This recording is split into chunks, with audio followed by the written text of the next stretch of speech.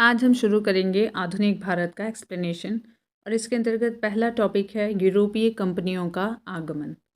Vasco D gamma Gujarati पथ प्रदर्शक अहमद इब्न मजीद की सहायता से भारत के पश्चिमी तट पर स्थित बंदरगाह कालीकट पर 20 मई 1498 को कालीकट पहुंचा। उसने यहां पहुंचकर भारत के नए समुद्री मार्ग की खोज की। कालीकट के तत्कालीन शासक जमोरिन ने वास्को डी गामा का स्वागत किया। वास्को डी गामा के भारत आगमन से पुर्तगालियों एवं भारत के मध्य व्यापार के क्षेत्र में एक नए युग का शुभारंभ हुआ। वास्को डी गामा ने काली मिर्च के व्यापार से 60 गुना अधिक मुनाफा कमाया, जिससे अन्य पुर्तगाली व्यापारियों को भी प्रोत्साहन मिला। 1505 ईस्वी में फ्रांसिस्को दी अल्मीडा भारत में प्रथम पुर्तगाली वायसराय एवं गवर्नर बनकर आया। व्यापारिक हितों के परिप्रेक्ष्य में हिंद महासागर में प्रभुत्व स्थापित करने के लिए अल्मीडा ने ब्लू वाटर पॉलिसी, याद रखिएगा, अल्मीडा ने ब्लू वाटर पॉलिसी अर्थात नीला जल की नीति का प्रतिपादन किया। अल्मीडा के बाद अल्फांसो द अल्बुकर्क 1509 ईस्वी में गवर्नर बनकर आया। 1509 ईस्वी में गवर्नर बनकर आया। उसने 1510 ईस्वी में बीजापुर के शासक यूसुफ आदिल शाह से गोवा छीनकर अपने अधिकार में कर लिया। इसे भारत में पुर्तगीज शक्ति का वास्तविक संस्थापक माना जाता है। अल्बुकर्क ने 1511 ईस्वी में दक्षिण पूर्वी एशिया की महत्वपूर्ण मंडी मलक्का एवं 1515 ईस्वी में फारस की खाड़ी के मुहाने पर स्थित हरमुज पर अधिकार कर लिया। अल्बुकर्क के बाद प्रमुख गवर्नरों में से एक नीनो डी कुन्हा था। यह 1529 से 1538 ईस्वी तक गवर्नर रहा। पुर्तगाली यात्री वास्को डी गामा ने भारत के मार्ग की मूलतः इटली निवासी तथा स्पेन द्वारा वित्त पोषित यात्री कोलंबस ने अमेरिका की, ये याद रखिएगा, पुर्तगाली यात्री थे वास्को डी गामा जिन्होंने भारत के मार्ग की, और इटली निवासी और स्पेन द्वारा वित्त पोषित यात्री कोलंबस ने अमेरिका की, तथा ब्रिटेन के कैप्टन कुक ने ऑस्ट्रेलिया की, और हॉलैंड के तस्मान ने वान डिमन्स लैंड वर्तमान में जिसे तस्मानिया कहा जाता है, तथा न्यूजीलैंड की खोज की थी। तो हॉलैंड ने तस्मानिया की और न्यूजीलैंड की खोज की थी। वास्को डी गामा ने भारत की थी, जो कि एक पुर्तगाली थे और मूलतः इटली के निवासी लेकिन स्पेन द्वारा वित्त पोषित यात्री थे कोलंबस, जिन्होंने अमेरिका की खोज की थी, और ब्रिटेन के थे कैप्टन कुक, जिन्होंने ऑस्ट्रेलिया की खोज की थी, और हॉलैंड के तस्मान ने वान डीमन्स लैंड, जिसे तस्मानिया कहा जाता है, तथा न्यूजीलैंड की खोज की थी। पुर्तगालियों ने भारत में प्रथम यूरोपीय दुर्ग भी, जिसे कहा गया है, का निर्माण अल्फांसो द अल्बुकर्क, इस समय वह गवर्नर नहीं था, द्वारा 1503 ईस्वी में कोचीन में कराया गया था। प्रथम दुर्ग का निर्माण इन्होंने कोचीन में किया था 1503 ईस्वी में। और अजित देव और कन्नानौर में पुर्तगाली दुर्गों का निर्माण फ्रांसिस्को दी अल्मीडा द्वारा 1505 ईस्वी में कराया गया था। मध्यकाल में सर्वप्रथम भारत से व्यापार संबंध स्थापित करने वाले पुर्तगाली थे। भारत में यूरोपीय व्यापारिक कंपनियों के आगमन का क्रम है, पहले पुर्तगीज, फिर डच, फिर अंग्रेज, फिर डैन, फिर फ्रांसीसी। भारत में ये बहुत इंपॉर्टेंट है, भारत में यूरोपीय व्यापारिक कंपनियों के आगमन का क्रम है, पहले पुर्तगीज़ हैं, फिर डच हैं, फिर अंग्रेज हैं, फिर डैन हैं, फिर फ्रांसीसी हैं। भारत में पुर्तगाली सबसे पहले 1498 ईस्वी में आए तथा सबसे अंत में वर्ष 1961 में वापस गए। वर्ष 1961 में गोवा का पुर्तगाली गवर्नर जनरल मैनुएल एंटोनियो वास्सालो ए सिल्वा था, जो कि 1958 से 1961 तक था। भारत की स्वतंत्रता प्राप्ति के दौरान गोवा का गवर्नर जनरल जोसे फेरेइसा बोस्सा था। यूरोपीय शक्तियों में सर्वप्रथम पुर्तगाली व्यापारियों ने भारत में सामुद्रिक व्यापारिक केंद्र स्थापित किए। पुर्तगालियों ने 1503 ईस्वी में कोचीन में पहली फैक्ट्री तथा 1505 ईस्वी में कन्नूर में अपनी दूसरी फैक्ट्री स्थापित की। 1534 यानी कि 1534 ईस्वी में पुर्तगालियों ने बंगाल के शासक गियासुद्दीन महमूद शाह से सतगांव और चटगांव में अपनी फैक्ट्रियां स्थापित करने की अनुमति प्राप्त कर ली। पुर्तगालियों द्वारा हुगली को बंगाल की खाड़ी में समुद्री लूटपाट के लिए अड्डे के रूप में इस्तेमाल किया जाता था। 1632 ईस्वी में मुगल बादशाह शाहजहां ने हुगली में पुर्तगाली बस्तियों को पूरी तरह नष्ट कर दिया और 1000 से अधिक पुर्तगाली निवासियों को बंदी बना लिया। कासिम बाजार की फैक्ट्री के प्रमुख जॉब चारनॉक ने अंग्रेजों के व्यापार केंद्र के लिए हुगली के स्थान पर सुतानुती अथवा सुतनौती, जो कि कलकत्ता का स्थल है, को चुना। कोची 1814 ईस्वी में ब्रिटिश उपनिवेश के तहत शामिल हुआ। अंग्रेजी ईस्ट इंडिया कंपनी का सूत्रपात 1599 ईस्वी में हुआ, जब लंदन के कुछ साहसिक व्यापारियों मर्चेंट एडवेंचर्स ने एक समूह का गठन कर 30,133 पाउंड की वचनबद्ध अभिदत्त पूंजी के साथ ईस्ट इंडीज़ व्यापार के लिए अभिप्रेत समुद्री अभियान हेतु आवेदन प्रस्ताव ब्रिटिश क्राउन के समक्ष प्रस्तुत किया। हालांकि इन साहसिक व्यापारियों के मूल प्रस्ताव को प्रिवी काउंसिल की स्वीकृति नहीं मिल सकी, तथापि अगले वर्ष वे पुनः एकत्र हुए और इस बार उन्होंने ब्रिटिश क्राउन की पूर्व सहमति से ईस्ट इंडीज़ अभियान हेतु जहाज एवं अन्य साजो सामान खरीदने प्रारंभ किए तथा अपनी पूंजी को भी बढ़ाकर 68,373 पाउंड कर लिया। 31 दिसंबर 1600 को ब्रिटिश महारानी एलिजाबेथ ने इन्हें the governor and company of merchant of London trading into the east Indies, प्रथम गवर्नर थे इसके थॉमस स्मिथ, के नाम के तहत रॉयल चार्टर ऑफ इनकॉर्पोरेशन प्रदान किया और इस प्रकार ईस्ट इंडिया कंपनी का आधिकारिक रूप से गठन हुआ। ये एक बार फिर से पढ़ लीजिए। 31 दिसंबर 1600 को ब्रिटिश महारानी एलिजाबेथ ने इन्हें the governor and company of merchants of London trading into the east Indies, प्रथम गवर्नर थे इसके थॉमस स्मिथ, के नाम के तहत रॉयल चार्टर ऑफ इनकॉर्पोरेशन प्रदान किया और इस प्रकार ईस्ट इंडिया कंपनी का आधिकारिक रूप से गठन हुआ। इस दौरान भारत का बादशाह अकबर 1556 से 1605 ईस्वी था। लीवेंट कंपनी को 1593 ईस्वी में स्थल मार्ग से भारत में व्यापार करने का अधिकार पत्र प्राप्त हुआ था। जहांगीर के शासनकाल में इंग्लिश ईस्ट इंडिया कंपनी ने सर्वप्रथम 1611 ईस्वी में मसूलीपट्टनम तथा मछलीपट्टनम में एक अस्थायी कारखाना स्थापित किया था। 1613 ईस्वी में सूरत में स्थापित कारखाना अंग्रेजों का प्रथम स्थायी कारखाना था। सूरत में डचों द्वारा फैक्ट्री 1616 ईस्वी में, जबकि फ्रांसीसियों द्वारा 1668 ईस्वी में स्थापित की गई थी। थॉमस बेस्ट नामक अंग्रेज अधिकारी ने पुर्तगालियों को स्वाली के स्थान पर हराया था। 1661 ईस्वी में इंग्लैंड के सम्राट चार्ल्स द्वितीय का विवाह पुर्तगाल की राजकुमारी कैथरीन से होने पर चार्ल्स को मुंबई उपहार के रूप में प्राप्त हुआ था, जिसे उन्होंने 1668 ईस्वी में 10 पाउंड वार्षिक किराए पर ब्रिटिश ईस्ट इंडिया कंपनी को दे दिया था। बम्बई के अंग्रेज गवर्नर जॉन चाइल्ड ने 1688 ईस्वी में बम्बई और पश्चिमी समुद्र तट के मुगल बंदरगाहों का घेरा डाला तथा मक्का जाने वाले हज यात्रियों को बंदी बनाने का प्रयास किया।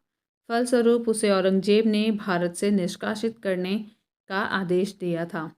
कर्नाटक का प्रथम युद्ध 1746-48 ईस्वी में ऑस्ट्रिया के उत्तराधिकार युद्ध, जो 1740 ईस्वी में आरंभ हुआ था, का विस्तार मात्र था।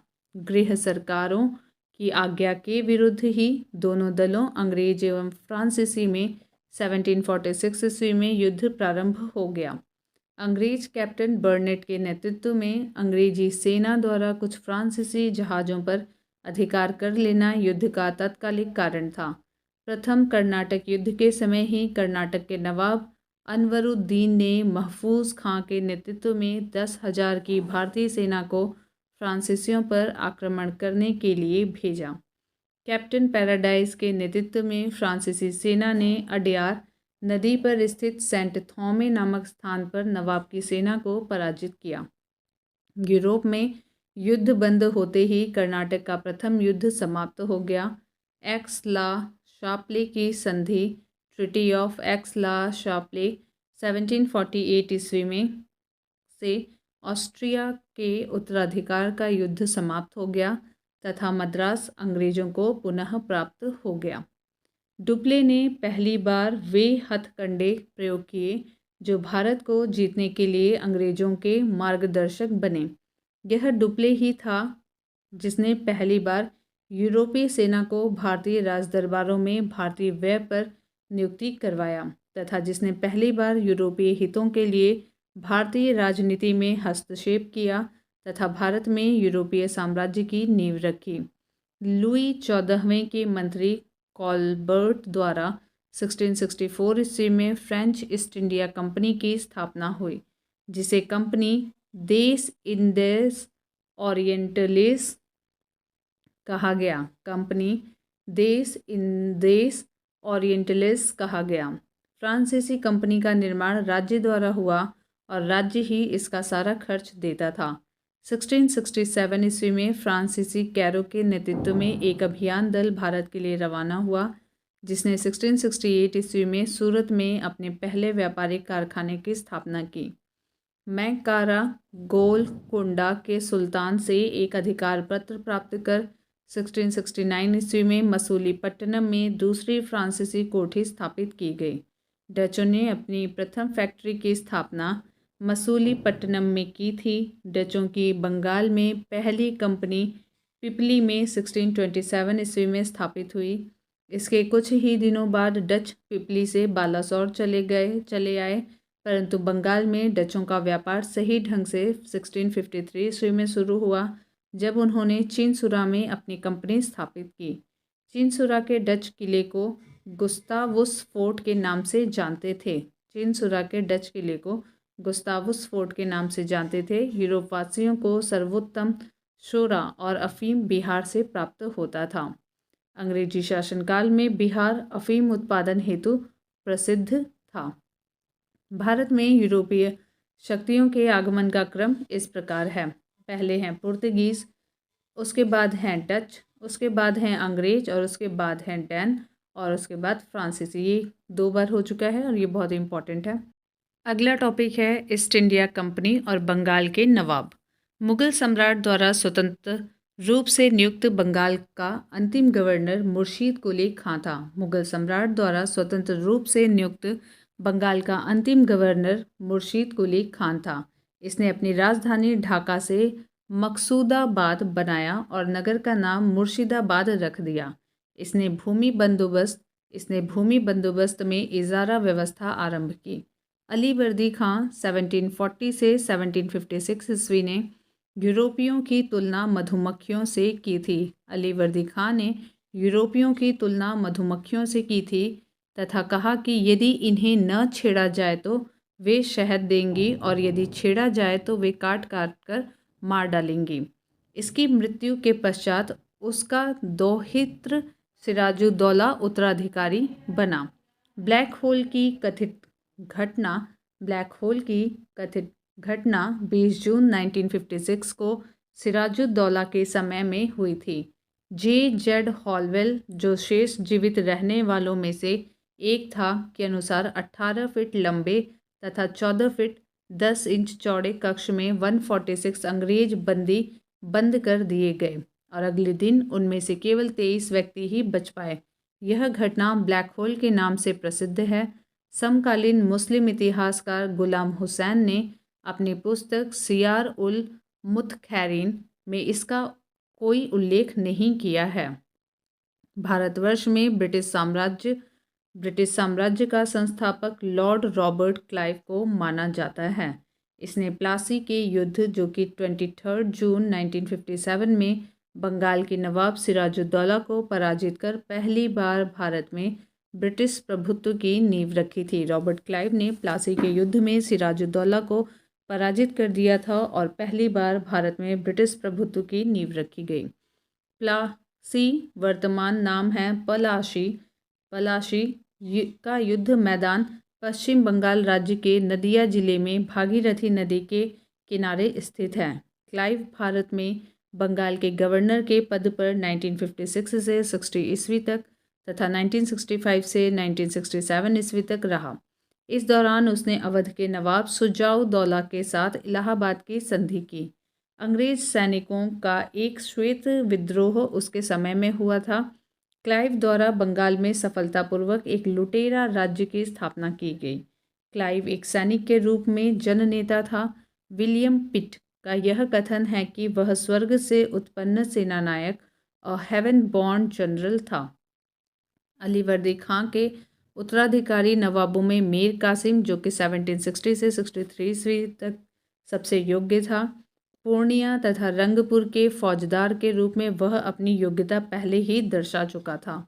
वह अपनी राजधानी मुर्शिदाबाद से मुंगेर ले गया। संभवतः वह मुर्शिदाबाद के षड्यंत्रमय वातावरण तथा कलकत्ता से दूर रहना चाहता था ताकि अंग्रेजों का हस्तक्षेप अधिक न हो। मीर कासिम ने सेना का गठन यूरोपीय पद्धति पर करने का निश्चय किया। इसके द्वारा मुंगेर में तोपें तथा तोड़ेदार बंदूकें बनाने की व्यवस्था की गई थी। इसके अतिरिक्त मीर कासिम राज्य की आर्थिक स्थिति को भी सुधारने के लिए प्रयत्नशील रहा। जिन अधिकारियों ने गबन किया था उन पर बड़े बड़े जुर्माने लगाए गए। कुछ नए कर भी उसने लगाए। 22 अक्टूबर 1967 को अंग्रेजों ने मीर कासिम, अवध के नवाब शुजाउद्दौला और दिल्ली के मुगल सम्राट शाह आलम द्वितीय की सम्मिलित सेना को बक्सर के युद्ध में परास्त किया। याद रखेंगे, 22 अक्टूबर 1764 को अंग्रेजों ने मीर कासिम, अवध के नवाब शुजाउद्दौला और दिल्ली के मुगल सम्राट शाह आलम द्वितीय की सम्मिलित सेना को बक्सर के युद्ध में परास्त किया। इस युद्ध में अंग्रेजों की कमान मेजर हेक्टर मुनरो के हाथ में थी। इस युद्ध के समय वेंसी टार्ट बंगाल का गवर्नर था। इस युद्ध के परिणाम ने प्लासी के निर्णयों पर मुहर लगा दी। भारत में अब अंग्रेजों को चुनौती देने वाला कोई दूसरा नहीं था। इलाहाबाद तक का प्रदेश अंग्रेजों के अधिकार में आ गया तथा दिल्ली विजय का मार्ग खुल गया। बक्सर का युद्ध भारतीय इतिहास में निर्णायक सिद्ध हुआ। बक्सर के युद्ध के समय बंगाल का नवाब मीर जाफर तथा दिल्ली का शासक शाह आलम द्वितीय था। इलाहाबाद की दूसरी संधि 16 अगस्त 1765 के अनुसार शाह आलम को अंग्रेजी संरक्षण में ले लिया गया तथा इसे इलाहाबाद में रखा गया। इलाहाबाद तथा कड़ा के जो क्षेत्र नवाब ने छोड़ दिए थे, शाह आलम को मिले। 12 अगस्त 1765 की संधि के अनुसार मुगल बादशाह शाह आलम द्वितीय ने कंपनी को बंगाल, बिहार, उड़ीसा की दीवानी स्थायी रूप से दे दी। इस समय Robert Clive east India company का बंगाल का गवर्नर था। इसी समय बंगाल में द्वैध शासन की शुरुआत हुई। कंपनी ने दीवानी कार्य के लिए 2 उप दीवान, बंगाल के लिए मोहम्मद रज़ा खान और बिहार के लिए राजा शेताब राय की नियुक्ति की। शाह आलम द्वितीय का संपूर्ण जीवन आपदाओं से ग्रस्त रहा था तथा उसे अंधा कर दिया गया। शाह आलम द्वितीय के समय में 1803 में ईस्वी में दिल्ली पर अंग्रेजों का अधिकार हो गया। शाह आलम द्वितीय तथा उसके 2 उत्तराधिकारी अकबर द्वितीय 1806 से 37 ईस्वी तक और बहादुर शाह द्वितीय जो कि 1837 से 1857 ईस्वी तक ईस्ट इंडिया कंपनी के पेंशन भोगी मात्र बनकर रहे। 1765 ईस्वी में अंग्रेजों द्वारा सिलहट की दीवानी प्राप्त की गई तथा बर्मा युद्ध के बाद स्काट द्वारा सिलहट को जयंतिया तथा गारो पहाड़ी क्षेत्रों से जोड़ने के लिए सड़कों का निर्माण किया जाने लगा, जिसके विरोध स्वरूप इन पहाड़ियों पर रहने वाली खासी जनजाति के लोगों ने अपने नेता तीरथ सिंह के नेतृत्व में विद्रोह कर दिया था। के.एम. पनिक्कर ने कहा है कि 1765 से 1772 ईस्वी तक कंपनी ने बंगाल में डाकुओं का राज्य स्थापित कर दिया। अगला टॉपिक है क्षेत्रीय राज्य पंजाब एवं मैसूर। रणजीत सिंह का जन्म 13 नवंबर 1780 को रणजीत सिंह का जन्म 13 नवंबर 1780 को सुकर चकिया मिसल के मुखिया महासिंह के घर हुआ था। याद रखिएगा, सुकर चकिया मिसल में हुआ था। महाराजा रणजीत सिंह और अंग्रेज़ों के बीच 25 अप्रैल 1809 को अमृतसर की संधि हुई। उसने 1818 ईस्वी में मुल्तान और 1819 ईस्वी में कश्मीर और 1834 ईस्वी में पेशावर को जीत लिया। 1798 में अफ़गानिस्तान के शासक जमान शाह ने पंजाब पर आक्रमण किया। वापस जाते समय उसकी तोपें चिनाब नदी में गिर गईं। रणजीत सिंह ने उन्हें निकलवा कर वापस भिजवा दिया। उस सेवा के बदले जमान शाह ने उसे लाहौर पर अधिकार करने की अनुमति दे दी। 1799 ईस्वी में रणजीत सिंह ने तत्काल लाहौर पर अधिकार कर लिया तथा उसे अपनी राजधानी बनाया। जमान शाह ने उन्हें राजा की उपाधि दी और लाहौर का अपना सूबेदार मान लिया। उसने 1805 में अमृतसर को भी भंगी मिशल से छीन लिया। तत्पश्चात पंजाब की राजनैतिक राजधानी लाहौर और धार्मिक राजधानी अमृतसर दोनों ही उसके अधीन आ गई। रणजीत सिंह एक योग्य शासक था। उन्होंने कहा था, ईश्वर की इच्छा थी कि मैं सब धर्मों को एक निगाह से देखूं, इसीलिए उसने दूसरी आंख की रोशनी ले ली। अफ़गान अमीर शाह सुजा ने रणजीत सिंह को कोहिनूर हीरा प्रदान किया था। 1839 ईस्वी में रणजीत सिंह की मृत्यु के बाद उनका पुत्र खड़क सिंह सिंहासन पर बैठा। इसे अफीम खाने की आदत थी। इसके शासनकाल के दौरान शीघ्र ही दरबार में दो विरोधी दलों संधावालिया सरदार चैत सिंह, अतर सिंह और लहना सिंह तथा उनके भतीजे अजीत सिंह और डोगरा बंधुओं जिनमें ध्यान सिंह, गुलाब सिंह और सुचेत सिंह की प्रतिद्वंद्विता के कारण पंजाब में अराजकता फैल गई। चिलियावाला का युद्ध 13 जनवरी 1849 को लड़ा गया। इस युद्ध में अंग्रेजी सेना का नेतृत्व लॉर्ड गफ ने किया तथा सिख सेना शेर सिंह के नेतृत्व में लड़ी। यह युद्ध अनिर्णित समाप्त हुआ। इस युद्ध के समय भारत का गवर्नर जनरल लॉर्ड डलहौजी था। महाराजा दलीप सिंह सिख साम्राज्य के अंतिम शासक थे। महाराजा दलीप सिंह, उन्होंने 1843 से 1849 ईस्वी तक शासन किया। दलीप सिंह ने सिख धर्म छोड़कर ईसाई धर्म को अपनाया था। इन्होंने रूस की यात्रा भी की थी। इनका निधन अक्टूबर 1893 ईस्वी में पेरिस, फ्रांस में हो गया था। इनकी अंत्येष्टि इंग्लैंड में हुई थी। 1849 ईस्वी में द्वितीय आंग्ल सिख युद्ध की समाप्ति पर अंग्रेजों द्वारा पंजाब का विलय कर लिया गया तथा दलीप सिंह को पेंशन देकर बाद में ब्रिटेन भेज दिया गया।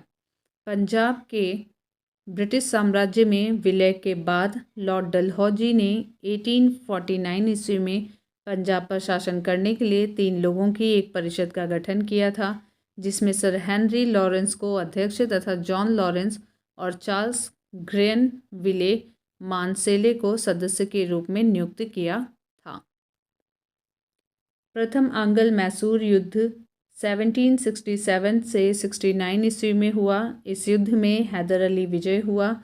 इस दौरान अंग्रेज गवर्नर वेरेल्स था। युद्ध 4 अप्रैल 1769 को मद्रास की संधि द्वारा समाप्त हुआ। द्वितीय आंग्ल मैसूर युद्ध 1780 से 84 ईस्वी के दौरान हैदर अली ने निज़ाम और मराठों के साथ मिलकर अंग्रेज़ों के विरुद्ध एक मोर्चा बनाया। जुलाई 1780 में हैदर अली ने कर्नाटक पर आक्रमण कर दिया तथा कर्नल बेली के अधीन अंग्रेजी सेना को हराकर अरकाट पर अधिकार कर लिया। इस दौरान टीपू ने हेक्टर मुनरो की सेना को पोल्लीलुर नामक स्थान पर हरा दिया। 1781 में हैदर अली का सामना अंग्रेज जनरल आयरकूट से हुआ, जिसने पोर्टो नोवो 1 जुलाई 1781, पोलीलूर तथा शोलिंगूर में हैदर अली को परास्त कर दिया। दिसंबर 1782 ईस्वी में हैदर अली की मृत्यु के बाद टीपू सुल्तान ने अंग्रेजों के विरुद्ध संघर्ष जारी रखा तथा अंततः मंगलौर की संधि 1784 ईस्वी से द्वितीय आंग्ल मैसूर युद्ध समापन हुआ। टीपू सुल्तान ने श्रीरंगपट्टनम को अपनी राजधानी बनाया तथा यहाँ जैकोबिन क्लब की स्थापना की। ये इम्पॉर्टेंट है। श्रीरंगपट्टनम को टीपू सुल्तान ने अपनी राजधानी बनाया तथा यहाँ जैकोबिन क्लब की स्थापना की और उसका सदस्य बना। साथ ही उसने अपनी राजधानी में फ्रांस और मैसूर की मैत्री का प्रतीक स्वतंत्रता का वृक्ष भी रोपा। टीपू सुल्तान ने अपने समकालीन विदेशी राज्यों से मैत्री संबंध बनाने तथा अंग्रेजों के विरुद्ध उनकी सहायता प्राप्त करने के लिए ईरान, कुस्तुनतुनिया और आधुनिक इस्तांबुल जिसे कहा जाता है और अफ़गानिस्तान और फ्रांस आदि को दूतमंडल भेजे और आधुनिक रीति पर दूतावास की स्थापना की। तृतीय आंग्ल मैसूर युद्ध 1790 से 92 ईस्वी तक का अवसान श्रीरंगपट्टनम की संधि, जो कि मार्च 1792 में हुई थी, द्वारा हुआ। इस संधि में अंग्रेजों की ओर से कार्नवालिस तथा मैसूर से टीपू सुल्तान शामिल थे। टीपू सुल्तान चतुर्थ आंग्ल मैसूर युद्ध 1799 ईस्वी के दौरान अंग्रेजों से लड़ते हुए मारे गए। इसके कुल के सदस्यों को वेल्लोर में कैद कर दिया गया। इस युद्ध के समय अंग्रेजी सेना को वेलेस्ली और स्टुअर्ट ने अपना नेतृत्व प्रदान किया। मैसूर को जीतने की खुशी में आयरलैंड के लॉर्ड समाज ने वेलेस्ली को मार्क्विस की उपाधि प्रदान की। युद्ध के बाद अंग्रेजों ने मैसूर की गद्दी पर पुनः अडयार वंश के एक बालक कृष्णराज को बिठा दिया और कनारा, कोयम्बटूर और श्रीरंगपट्टनम को अपने राज्य में मिला लिया। बेगम समरू 1750 से 1836 ईस्वी ने एक अति प्रसिद्ध चर्च का निर्माण मेरठ के निकट सरधना में कराया था। बेगम समरू के पति एक यूरोपीय वाल्टर रेनहार्ट सांप्रे थे, जिन्होंने कई रियासतों को सैन्य सेवाएं प्रदान की थीं। सांप्रे को बंगाल के नवाब नजब खां ने सहारनपुर के रुहेला सरदार जाप्ता खां को हराने में प्रमुख भूमिका के कारण सरधना की जागीर प्रदान की थी। अपने पति की मृत्यु के बाद बेगम समरू सरधना की शासिका बनी थी। गवर्नर, गवर्नर जनरल और वायसराय, इनके बारे में एक बार देखते हैं। क्लाइव के समय में असैनिक तथा सैनिक दोनों सुधार हुए। असैनिक सुधारों के अंतर्गत क्लाइव ने उपहार लेना तथा निजी व्यापार बंद करा दिया। उसने आंतरिक कर देना अनिवार्य बना दिया। सैनिक सुधारों के अंतर्गत क्लाइव ने आज्ञा दी कि दोहरा भत्ता बंद कर दिया जाए तथा जनवरी 1766 से यह भत्ता केवल उन सैनिकों को ही मिलता था जो बंगाल तथा बिहार की सीमा से बाहर कार्य करते थे। और इसमें आगे है, अपने प्रशासनिक सुधारों के अंतर्गत हेस्टिंग ने सर्वप्रथम 1772 ईस्वी में कोर्ट ऑफ डायरेक्टर्स के आदेशानुसार बंगाल में द्वैध शासन की समाप्ति की घोषणा की और राजकीय कोषागार का स्थानांतरण मुर्शिदाबाद से कलकत्ता कर दिया। वारेन हेस्टिंग का विचार था कि समस्त भूमि शासक की ही है। राजस्व सुधारों को व्यवस्थित करने के लिए उसने परीक्षण और अशुद्धि, ट्रायल और एवं एरर के नियम को अपनाया। रेगुलेटिंग एक्ट 1773 के तहत ब्रिटिश संसद के द्वारा बंगाल में पहली बार कॉलेजिस्ट सरकार की व्यवस्था की गई। इस सरकार में एक अध्यक्ष तथा 4 सदस्यों का प्रावधान किया गया। अध्यक्ष को गवर्नर जनरल का पदनाम दिया गया। वारेन हेस्टिंग 1774 ईस्वी में बंगाल का प्रथम गवर्नर जनरल नियुक्त हुआ। जन प्रशासन की नींव वारेन हेस्टिंग द्वारा मजबूती से रखी गई थी, जिस पर ऊपरी संरचना कार्नवालिस ने तैयार की थी। कार्नवालिस के समय में न्यायिक सुधारों, फौजदारी कानूनों में सुधारों, पुलिस सुधार, कर संबंधी सुधारों तथा व्यापारिक सुधारों से जन प्रशासन की नींव पड़ी। 15 जनवरी 1784 को एशियाटिक सोसाइटी ऑफ बंगाल की स्थापना के समय बंगाल का governor general Lord Warren Hastings था। 1774 से 1785 तक, इसे याद रखिएगा। 15 जनवरी 1784 को एशियाटिक सोसाइटी ऑफ बंगाल की स्थापना के समय बंगाल का गवर्नर जनरल वॉरेन हेस्टिंग था। सुरक्षा प्रकोष्ठ या घेरे की नीति से वॉरेन हेस्टिंग तथा वेलेस्ली संबंधित थे। सुरक्षा प्रकोष्ठ और घेरे की नीति से वॉरेन हेस्टिंग तथा वेलेस्ली संबंधित थे। वॉरेन हेस्टिंग के अन्यायपूर्ण तथा निरंकुश कार्यों के कारण उस पर महाभियोग का मुकदमा चलाया गया, जो 1788 से 1795 ईस्वी तक चलता रहा, किंतु ब्रिटिश संसद ने उसकी सेवाओं को देखते हुए उसे सभी दोषों से मुक्त कर दिया। रियासतों के प्रति प्रमुख ब्रिटिश नीतियां निम्नलिखित थीं। पहली थी कंपनी का भारतीय रियासतों से समानता के लिए संघर्ष 1740 से 1765 ईस्वी तक। दूसरा है सुरक्षा प्रकोष्ठ नीति या घेरे की नीति 1765 से 1813 ईस्वी तक। और तीसरा है अधीनस्थ पार्थक्य की नीति 1813 से 1857 ईस्वी तक। चौथा है अधीनस्थ संघ की नीति 1858 से 1935 ईस्वी तक। पांचवा बराबर के संघ की नीति 1935 से 1947 ईस्वी तक। दीवानी और फौजदारी कचहरियों के श्रेणीबद्ध संगठन के जरिए न्याय प्रदान करने की एक नई व्यवस्था की नींव अंग्रेजों ने रखी। इस व्यवस्था को वॉरेन हेस्टिंग ने आरंभ किया, मगर कॉर्नवालिस ने इसे और सुदृढ़ बनाया। शक्ति कलेक्टर के हाथों में केंद्रित कर दी गई।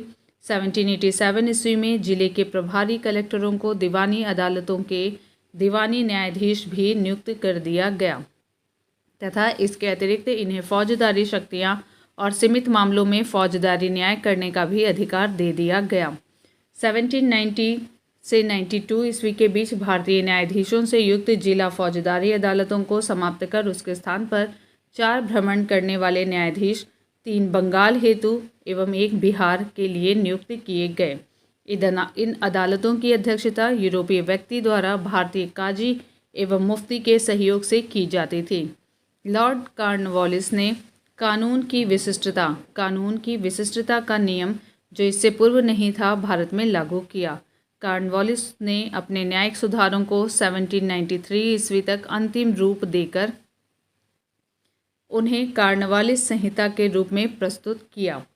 यह सुधार प्रसिद्ध सिद्धांत शक्तियों के पृथकीकरण पर आधारित था। इसके तहत उसने कर तथा न्याय प्रशासन को पृथक कर दिया। कलेक्टर की न्यायिक तथा फौजदारी शक्तियां ले ली गई और उनके पास केवल कर संबंधी शक्तियां ही रह गईं। जिला दीवानी न्यायालयों में कार्य के लिए नए अधिकारियों की एक श्रेणी बनाई गई। जिला न्यायाधीशों को फौजदारी तथा पुलिस के कार्य भी दिए गए। भारत की प्रसंविधाबद्ध सिविल सेवा या लोक सेवा का प्रारंभ कॉर्नवालिस द्वारा ही किया गया था। लॉर्ड कॉर्नवालिस 1786 से 1793 ईस्वी एवं 30 जुलाई 1805 से 5 अक्टूबर 1805 तक बंगाल का गवर्नर जनरल रहा। इसकी मृत्यु 5 अक्टूबर 1805 को गाजीपुर उत्तर प्रदेश में हुई थी। यहीं पर उसकी कब्र स्थित है। लॉर्ड वेलेस्ली 1798 से 1805 ईस्वी की सहायक संधि स्वीकार करने वाला पहला राज्य हैदराबाद 1798 ईस्वी में था। बसीन की संधि दिसंबर 1802 में पेशवा बाजीराव द्वितीय और अंग्रेजों के मध्य हुई। लॉर्ड वेलेस्ली की सहायक संधि को स्वीकार करने वाला पहला मराठा सरदार पेशवा बाजीराव द्वितीय था।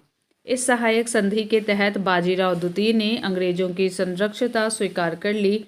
इस संधि की शर्तों के अनुसार अंग्रेजों ने पेशवा को पूना में पुनः स्थापित करने के साथ लगभग 60,000 सैनिक पेशवा की रक्षा हेतु उसके राज्य में रखने का वादा किया, जबकि इसके बदले में पेशवा ने अंग्रेजों को 26 लाख रुपए वार्षिक आय वाले क्षेत्र प्रदान करने पर सहमति जताई।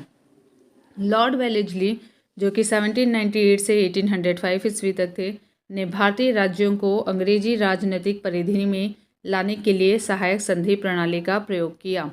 उसने सहायक संधि का आविष्कार नहीं किया। इस प्रणाली का अस्तित्व तो पहले से ही था तथा वह क्रमिक रूप से विकसित हुई थी। संभवतः डुप्ले प्रथम यूरोपीय था जिसने अपनी सेना किराए पर भारतीय राजाओं को दी थी, अंग्रेजों ने यह प्रणाली अपनाई। प्रथम सहायक संधि 1765 ईस्वी में अवध से की गई, जब कंपनी ने निश्चित धन के बदले उसकी सीमाओं की रक्षा करने का वचन दिया। लॉर्ड वेलेस्ली द्वारा विशिष्ट रूप से प्रवर्तित सहायक संधि को स्वीकार करने वाले राज्य थे हैदराबाद 1798 तथा 1800 ईस्वी, दूसरा मैसूर 1799 में, तीसरा तंजौर अक्टूबर 1799 में, अवध नवंबर 1801 में, पेशवा दिसंबर 1802 में, बरार 1803 में दिसंबर, सिंधिया फरवरी 1804 में, जोधपुर, जयपुर, मच्छेरी, बूंदी तथा भरतपुर भी। एक बार फिर से इनके राज्यों के नाम देखते हैं। Hyderabad, Mysore, Tanjore, Awadh, Peshwa, Berar, Scindia, Jodhpur, Jaipur, Machheri, Bundi, Bharatpur. Lord William Bentinck ने जुलाई 1828 ईस्वी में बंगाल का गवर्नर जनरल का कार्यभार संभाला। उसने सती प्रथा, बालिका शिशुवध जैसी सामाजिक कुरीतियों को समाप्त करने के लिए प्रभावकारी प्रयत्न किया। ये इंपॉर्टेंट है। सती प्रथा, बालिका शिशुवध जैसी सामाजिक कुरीतियों को समाप्त करने के लिए लॉर्ड विलियम बेंटिक ने प्रभावकारी प्रयत्न किया तथा देश में ठगी समाप्त कर शांति और व्यवस्था स्थापित की। उसने कोर्ट ऑफ डायरेक्टर्स की इच्छाओं के अनुसार भारतीय रियासतों के प्रति यथासंभव तटस्थता की नीति अपनाई। जयपुर में अव्यवस्था ने ऐसा उग्र रूप धारण कर लिया कि ब्रिटिश रेजिडेंट पर ही प्रहार कर दिया गया, परंतु इस पर भी बेंटिक ने हस्तक्षेप करना स्वीकार नहीं किया। इस प्रकार जोधपुर, बूंदी, कोटा, भोपाल में उसने हस्तक्षेप नहीं किया। यद्यपि ऐसा करने के लिए पर्याप्त कारण थे, परंतु उसने इस नीति का अनुसरण छोड़ 1831 ईस्वी में मैसूर तथा 1834 ईस्वी में कुर्ग एवं कछार की रियासतों को अपने प्रदेश में मिला लिया, क्योंकि वहाँ बहुत अधिक अव्यवस्था थी। विलियम बेंटिक 1828 से 1835 ईस्वी के शासन के 7 वर्षों में पुराने निरंतर युद्धों तथा संयोजन की नीति को तिलांजलि दे दी गई। भारत के इतिहास में बेंटिक का नाम सामाजिक तथा प्रशासनिक सुधारों के कारण स्मरण किया जाएगा। 1833 के चार्टर एक्ट के द्वारा भारतीय प्रशासन को पूर्णतः केंद्रीकृत करने का प्रयास किया गया। इस एक्ट के द्वारा बंगाल के गवर्नर जनरल को भारत का गवर्नर जनरल बना दिया गया। 1834 में लॉर्ड विलियम बेंटिक को भारत का प्रथम गवर्नर जनरल बनाया गया। लॉर्ड विलियम बेंटिक ने कैप्टन स्लीमैन को ठगों के विरुद्ध कार्रवाई करने के लिए नियुक्त किया। उसने लगभग 1500 ठगों को बंदी बना लिया। अनेक ठगों को फांसी दी गई, शेष को आजीवन निर्वासित कर दिया गया और 1837 ईस्वी के पश्चात संगठित रूप से ठगों का अंत हो गया। 1789 ईस्वी की घोषणा द्वारा बंगाल से दासों का निर्यात बंद कर दिया गया। 1811 ईस्वी तथा एवं 1823 ईस्वी में दासों के संबंध में कानून बनाए गए। 1833 ईस्वी के चार्टर एक्ट में दासता को समाप्त करने के लिए गवर्नर से कानून बनाने को कहा गया। 1843 ईस्वी में समस्त ब्रिटिश भारत से दासता को अवैध घोषित कर दिया गया। 1860 ईस्वी में भारतीय दंड संहिता के अंतर्गत दासता को अपराध घोषित कर दिया गया। आंग्ल नेपाल युद्ध 1814 से 16 ईस्वी लॉर्ड हेस्टिंग के गवर्नर जनरल काल 1813 से 23 ईस्वी में हुआ था, जो कि सुगौली की संधि से समाप्त हुआ था। सुगौली की संधि 2 दिसंबर 1815 को लेखबद्ध हुई थी, जिसे 4 मार्च 1816 को अनुमोदित किया गया था। 1854 ईस्वी में स्लीमैन के स्थान पर जेम्स आउट्रम को अवध का ब्रिटिश रेजिडेंट बनाया गया था। उसने कहा कि अवध का प्रशासन बहुत दूषित है तथा जनता की अवस्था बहुत शोचनीय है। आउट्रम की रिपोर्ट को ही फरवरी 1856 में अवध के अधिग्रहण का आधार बनाया गया था। लॉर्ड डलहौजी 1848 से 56 ईस्वी ने अवध के नवाब वाजिद अली शाह पर कुशासन का आरोप लगाकर 13 फरवरी 1856 को उसका अंग्रेज राज्य में विलय कर लिया। अवध के अतिरिक्त डलहौजी के व्यपगत के सिद्धांत के अंतर्गत विलय किए गए प्रदेश हैं सतारा, जो कि 1848 में, जैतपुर और संभलपुर 1849 ईस्वी में, बघाट 1850 ईस्वी में, उदयपुर 1852 ईस्वी 1852 ईस्वी में, झांसी 1854 ईस्वी में, नागपुर भी 1854 ईस्वी में तथा करौली 1855 ईस्वी में व्यवगत सिद्धांत के अंतर्गत विलय किए गए थे। एक बार फिर से बस राज्यों को देखते हैं, प्रदेशों को देखते हैं। सतारा, जैतपुर, संभलपुर, बघाट, उदयपुर, झांसी, नागपुर और करौली का विलय हुआ था। कोर्ट ऑफ डायरेक्टर्स ने करौली के व्यवगत प्रस्ताव को अस्वीकार कर दिया था। भारत में रेल निर्माण की दिशा में प्रथम प्रयास ब्रिटिश गवर्नर लॉर्ड डलहौजी द्वारा किया गया। प्रथम रेलवे लाइन 1853 ईस्वी में बम्बई से ठाणे के बीच डलहौजी के समय बिछाई गई। रेल यात्रा का प्रारंभ ग्रेट इंडियन पेनिनसुला रेलवे द्वारा किया गया था। भारत में रेलवे के विकास का मुख्य उद्देश्य कच्चे माल को देश के आंतरिक भागों से बंदरगाहों तक ले जाना था। इसका दूसरा उद्देश्य सेना को दूर दराज के क्षेत्रों तक पहुंचाना भी था। और आगे देखते हैं। ताकि ब्रिटिश शासकों के प्रति होने वाली किसी भी विद्रोह को सरलता से कुचला जा सके, रेलवे का सर्वाधिक विस्तार 1900 ईस्वी के आसपास लॉर्ड कर्जन के समय में हुआ। ब्रिटिश भारतीय राज्य क्षेत्र का अंतिम प्रमुख विस्तार लॉर्ड डफरिन के समय में हुआ, जब 1885 में तृतीय आंग्ल बर्मा युद्ध के बाद 1 जनवरी 1886 को बर्मा को ब्रिटिश भारत में मिला लिया गया। डलहौजी से पूर्व सार्वजनिक निर्माण का कार्य एक सैनिक बोर्ड पर था। इसके कार्यकाल में पहली बार एक अलग सार्वजनिक निर्माण विभाग बनाया गया और सार्वजनिक उपयोग के कार्य के लिए बहुत सा धन व्यय किए जाने लगा। ईश्वर चंद्र विद्यासागर के अथक प्रयासों के फलस्वरूप लॉर्ड कैनिंग के समय विधवा पुनर्विवाह अधिनियम 1856 पारित हुआ। इस अधिनियम के नियम 15 के तहत विधवा विवाह को वैध मान लिया गया और उस विवाह से उत्पन्न हुए बालक वैध घोषित किए गए। विधवाओं के कल्याण से जुड़े अन्य नेता थे पश्चिम भारत में विष्णु शास्त्री और धोंदो केशव कर्वे। याद रखिएगा, विष्णु शास्त्री और धोंदो केशव कर्वे।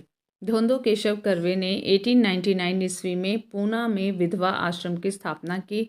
1857 ईस्वी की महान क्रांति का सबसे महत्वपूर्ण परिणाम था महारानी की उद्घोषणा।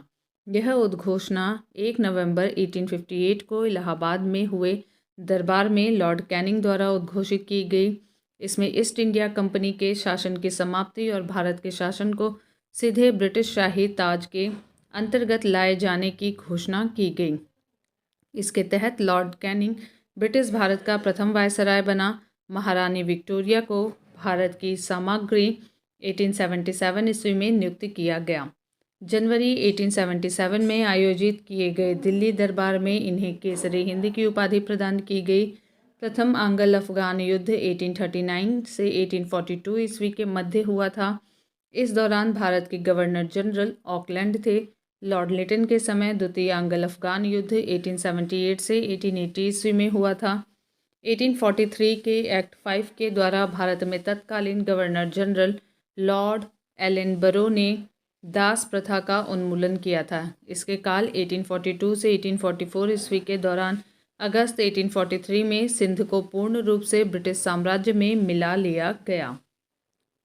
चतुराईपूर्ण निष्क्रियता या कुशल अकर्मण्यता की नीति, पॉलिसी ऑफ मास्टरली इनएक्टिविटी, आंग्ल अफगान संबंधों के संदर्भ में लॉर्ड एलनबरो के काल से प्रारंभ होकर लॉर्ड नॉर्थब्रुक के काल तक चलती रही। इस काल को कुशल अकर्मण्यता की नीति का काल कहा जाता है। इस नीति को प्राय जॉन लॉरेंस के नाम से विशिष्ट रूप से संबंधित किया जाता है, क्योंकि उसके वायसराय काल में इस नीति का अनुसरण करने का स्पष्ट अवसर मिला और इस नीति की रूपरेखा स्पष्ट रूप से निश्चित की गई।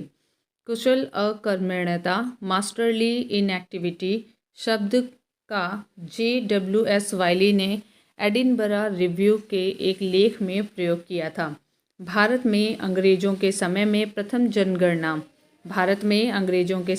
प्रथम जनगणना लॉर्ड मेयो 1869 से 72 ईस्वी के काल में 1872 ईस्वी में प्रारंभ हुई, किंतु लॉर्ड रिपन के काल में नियमित जनगणना 1881 ईस्वी में शुरू की गई। इसे याद रखेंगे।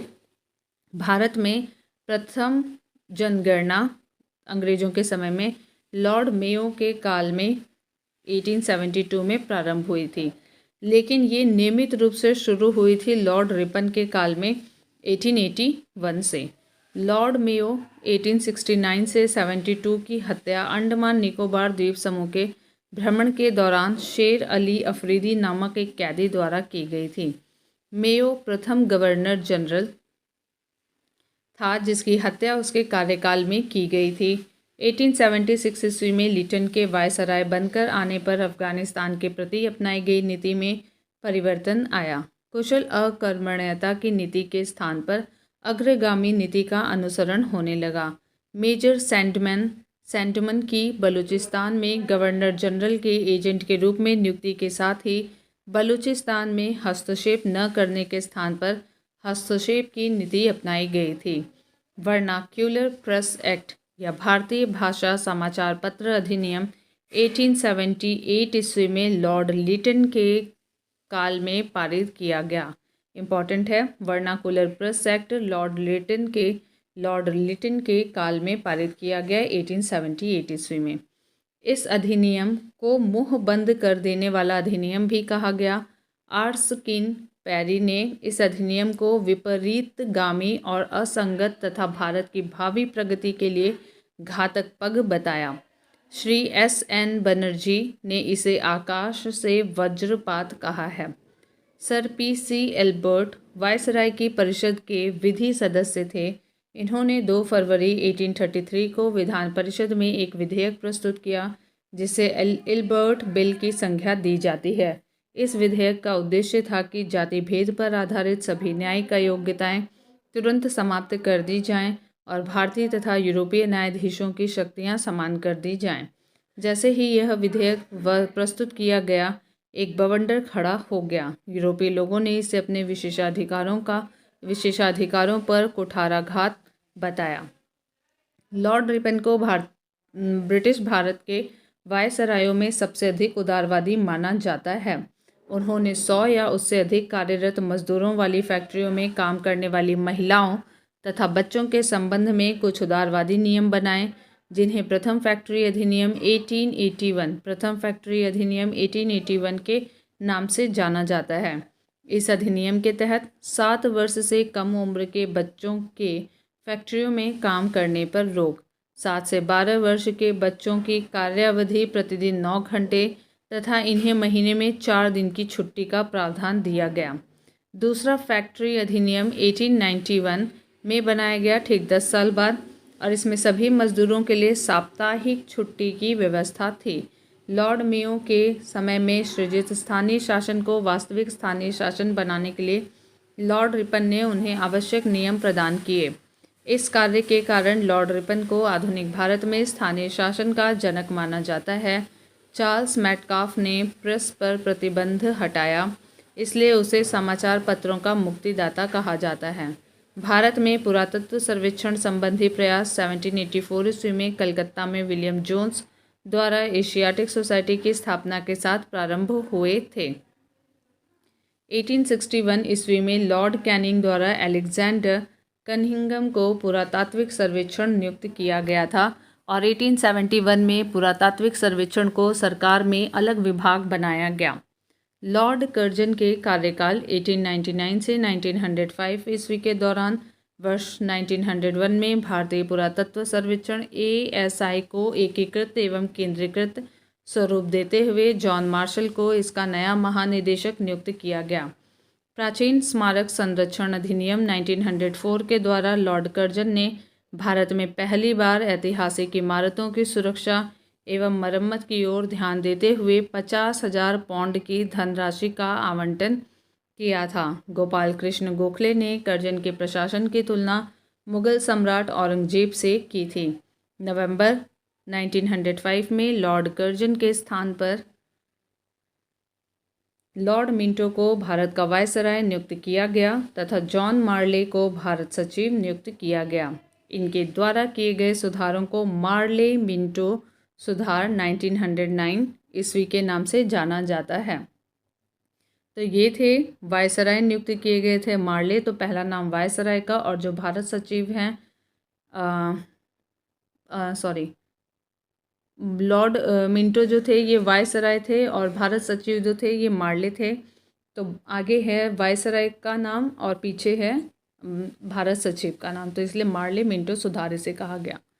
इस अधिनियम के द्वारा मुसलमानों के लिए पृथक मताधिकार तथा पृथक निर्वाचन क्षेत्रों की स्थापना की गई। वायसराय लॉर्ड हार्डिंग के समय भारत की राजधानी का कलकत्ता से दिल्ली स्थानांतरण किया गया। वायसराय लॉर्ड हार्डिंग ने 1911 ईस्वी में जॉर्ज पंचम तथा महारानी मैरी को भारत बुलाया तथा दिल्ली में भव्य दरबार का आयोजन किया, जिसे दिल्ली दरबार तृतीय के नाम से जानते हैं। इसी दरबार में बंगाल विभाजन को रद्द कर दिया गया तथा राजधानी के स्थानांतरण की घोषणा की गई। अगला टॉपिक है ब्रिटिश शासन का भारतीय अर्थव्यवस्था पर प्रभाव। ब्रिटिश शासन के दौरान भारत में धनिक वर्ग द्वारा भू संपत्ति में निवेश करने को तरजीह दिए जाने के कारण उद्योगों का कोई स्वतंत्र विकास नहीं हो सका। 1793 ईस्वी में लॉर्ड कॉर्नवालिस ने भू राजस्व की स्थायी बंदोबस्त प्रणाली, याद रखिएगा 1793 में लॉर्ड कॉर्नवालिस ने भू राजस्व की स्थायी बंदोबस्त प्रणाली को प्रारंभ किया। इसे इस्तमरारी, जागीरदारी और आगे देखते हैं मालगुजारी और बिस्वेदारी आदि भिन्न भिन्न नामों से भी जाना जाता है। यह व्यवस्था बंगाल, बिहार, उड़ीसा, कई बार ये भी पूछा जाता है, बंगाल, बिहार, उड़ीसा तथा उत्तर प्रदेश के वाराणसी तक के क्षेत्र में लागू थी। इसके अंतर्गत समूचे ब्रिटिश भारत के क्षेत्रफल का लगभग 19% हिस्सा शामिल था। इस व्यवस्था के अंतर्गत जमींदारों के एक नए वर्ग को भूस्वामी घोषित कर दिया गया, जिसे भूमि के लगान का 10/11वां भाग कंपनी को देना था तथा 1/11वां भाग अपनी सेवा के लिए अपने पास रखना था। स्थायी बंदोबस्त के अंतर्गत जमींदार छोटे पूंजीपति भद्र नवाब थे। स्थायी भूमि बंदोबस्त या जमींदारी प्रथा के बाद अंग्रेजों द्वारा भारत में भू राजस्व वसूली हेतु लागू की गई दूसरी व्यवस्था थी रैयतवाड़ी व्यवस्था। इस व्यवस्था के जन्मदाता टॉमस मुनरो और कैप्टन रीड थे। रैयतवाड़ी व्यवस्था के जन्मदाता टॉमस मुनरो और कैप्टन रीड थे तथा सर्वप्रथम इसे तमिलनाडु के बारामहल जिले में लागू किया गया। तत्पश्चात यह व्यवस्था मद्रास, बम्बई के कुछ हिस्से, पूर्वी बंगाल, असम और कुर्ग, आधुनिक कर्नाटक का एक भाग में लागू की गई। इस प्रथा के अंतर्गत रैयतों को भूमि के मलिकाना और कब्जाधारी अधिकार दिए गए थे और प्रत्यक्ष रूप से या सीधे या व्यक्तिगत रूप से वे स्वयं सरकार को भू राजस्व का भुगतान करने के लिए उत्तरदायी थे। इस व्यवस्था ने पृथक भू स्वामित्व की स्थापना की। इसके अंतर्गत कुल ब्रिटिश भारत के भू क्षेत्र का 51% हिस्सा शामिल था। इस व्यवस्था के अंतर्गत लगान की वसूली कठोरता से की जाती थी। लगान की दर भी काफ़ी ऊंची थी। महालवाड़ी पद्धति, ये तीसरी है। महालवाड़ी पद्धति में भू राजस्व व्यवस्था कृषक के साथ नहीं बल्कि प्रत्येक ग्राम अथवा महाल जागीर का एक भाग के साथ स्थापित की जाती थी, जिसके अंतर्गत यदि कोई व्यक्ति अपनी भूमि छोड़ देता था तो ग्राम समाज इस भूमि को संभाल लेता था। यह ग्राम समाज ही सम्मिलित भूमि यानी कि शामलात तथा अन्य भूमि का स्वामी होता था। यह पद्धति उत्तर प्रदेश, मध्य प्रांत तथा पंजाब में कुछ परिवर्तनों के साथ लागू की गई। इसके अंतर्गत कुल ब्रिटिश भारत के भू क्षेत्र का 30% हिस्सा शामिल था। औपनिवेशिक शासनकाल में भारत सरकार के गृह शुल्कों, होम चार्जेस से तात्पर्य इंग्लैंड स्थित राज्य सचिव, सेक्रेटरी ऑफ स्टेट द्वारा भारत सरकार की ओर से किया गया व्यय था। इसमें शामिल थे भारतीय सार्वजनिक ऋण एवं रेलों पर लगाई गई पूंजी पर दिया गया ब्याज, भारत को दी गई सैनिक और अन्य सामग्री की लागत, भारत के कारण इंग्लैंड में दिए जाने वाले नागरिक और सैनिक शुल्क, इंग्लैंड में राज्य सचिव का सारा व्यय वर्ष 1919 तक तथा भारत सरकार द्वारा यूरोपीय अफसरों को दिए जाने वाले भत्ते और पेंशन। भारत के बाहर हुए युद्धों को लड़ने में अंग्रेजों द्वारा प्रयोग में लाई जाने वाली निधि गृह शुल्कों पर भारित नहीं थी। ब्रिटिश काल में इंपीरियल प्रेफरेंस शब्दावली का प्रयोग भारत में ब्रिटिश आयातों पर दी गई विशेष रियायतों के लिए किया जाता था। इसके तहत भारत में ब्रिटिश आयातों पर नाम मात्र का शुल्क या बिल्कुल नहीं लगता था, जबकि भारत के निर्यातों पर ब्रिटेन में भारी शुल्क लगाया जाता था। धन के बहिर्गमन या अपवाह ड्रेन की राष्ट्रवादी परिभाषा का तात्पर्य भारत से धन संपत्ति एवं माल का इंग्लैंड में हस्तांतरण था, जिसके बदले में भारत को इसके समतुल्य कोई भी आर्थिक, वाणिज्यिक या भौतिक प्रतिलाभ नहीं होता था। दादा भाई नौरोजी धन के बहिर्गमन के सिद्धांत के सबसे पहले और सर्वाधिक प्रखर प्रतिपादक थे। उन्होंने अपने लेखों एवं पुस्तकों इंग्लैंड, डेब्ट to India, poverty and un British rule in India, the wants and means of India and on the commerce of India, ये सारे बुक के नाम इंपॉर्टेंट है, एक बार फिर से देख लेते हैं। इंग्लैंड, डेब्ट to India, poverty and un British rule in India, the wants and means of India, on the commerce of India के माध्यम से अपने अपवाह सिद्धांत का प्रतिपादन किया। रमेश चंद्र दत्त ने भी धन की बहिर्गमन के सिद्धांत पर बल दिया। उन्होंने अपने लेख इकोनॉमिक हिस्ट्री ऑफ इंडिया में यह मत प्रकट किया कि सफल राजस्व का आधा भाग प्रतिवर्ष भारत से बाहर चला जाता है। भारतीय राष्ट्रीय कांग्रेस ने 1896 ईस्वी में अपने कलकत्ता अधिवेशन में आधिकारिक तौर पर बहिर्गमन के सिद्धांत को स्वीकार किया और उस समय कांग्रेस ने घोषणा की कि देश में पड़ने वाले अकालों और लोगों की निर्धनता का कारण वर्षों से लगातार चला आ रहा धन का बहिर्गमन है। सर सैयद अहमद खां ब्रिटिश शासन के प्रति वफादार थे और मुस्लिम समाज का विकास वे भारत में आंग्ल सत्ता के बने रहने में ही संभव मानते थे। अतः वे दादा भाई नौरोजी के उत्सारण सिद्धांत में विश्वास नहीं करते थे। ब्रिटिश शासन के समय अर्थव्यवस्था को खोखला करने के सिद्धांत इकोनॉमिक ड्रेन थ्योरी पर दादा भाई नौरोजी ने पुस्तक लिखी। दादा भाई नौरोजी ने अंग्रेजी राज्य के शोषक नीतियों का अनावरण किया और कहा कि यह राज्य भारत को दिन प्रतिदिन लूटने में लगा है, जिसके कारण भारत निर्धन देश बनता जा रहा है। इसके परिप्रेक्ष्य में ही उन्होंने अपने ड्रेन थ्योरी दी। दादा भाई नौरोजी 1825 से 1917 ने 1865 में W.C. बनर्जी के साथ मिलकर लंदन इंडिया सोसाइटी का गठन किया। W.C. बनर्जी के साथ मिलकर 1865 में दादा भाई नौरोजी ने, जिसका कार्य भारत के दुख दर्दों का प्रचार करना था। 1892 ईस्वी में लिबरल पार्टी के टिकट पर ब्रिटिश हाउस ऑफ कॉमन्स के लिए चुने जाने वाले वे पहले भारतीय थे।